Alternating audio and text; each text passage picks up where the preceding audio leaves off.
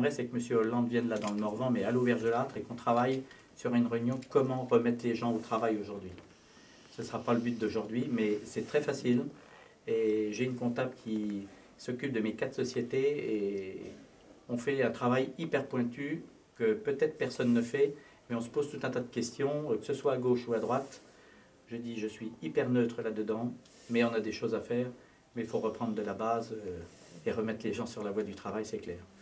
Celui qui fait 200 000 euros d'investissement en restauration aujourd'hui et qui crée 3 ou 4 emplois, 3 ans plus tard, il est mort.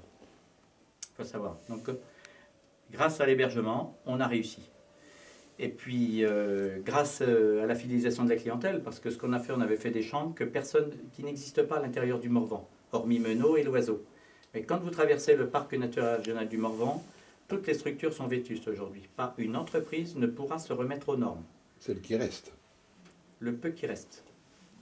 Le peu qui reste. C'est-à-dire que je dis qu'il y a environ 80 hôtels-restaurants à vendre dans le Morvan, et au lieu de monter des projets pharaoniques et continuer à développer en voulant faire d'autres créations, pour maintenir l'existant, ce que je dis aujourd'hui, il faut absolument qu'il y ait 50 000 euros pour tous les professionnels en Bourgogne et dans le Morvan qui vont vouloir remettre aux normes leurs établissements pour que les banques puissent prêter 150 000 euros.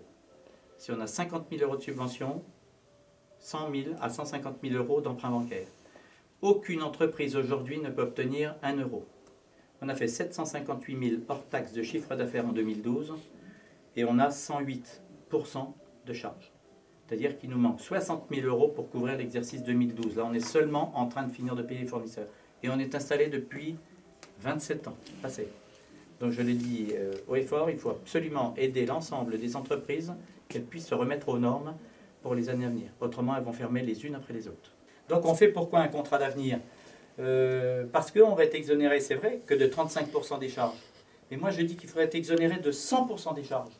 Pourquoi ? Parce que quand on remet une personne qui est au chômage, le pied à l'étrier, la première année, ça va être une remise à niveau. Et la deuxième et troisième année, c'est pour l'accompagner à réussir son examen. Qu'elle ait 18 ans, qu'elle ait 25 ans.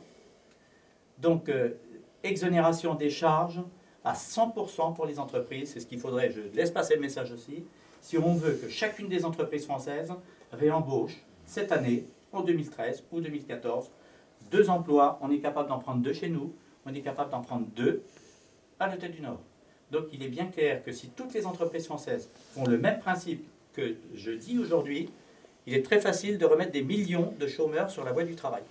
Donc 1085 entreprises en juin 2012, dans le journal de l'hôtellerie, 1085 entreprises recherchaient du personnel, 30 jeunes de l'autre côté de la colonne qui cherchaient du travail en France.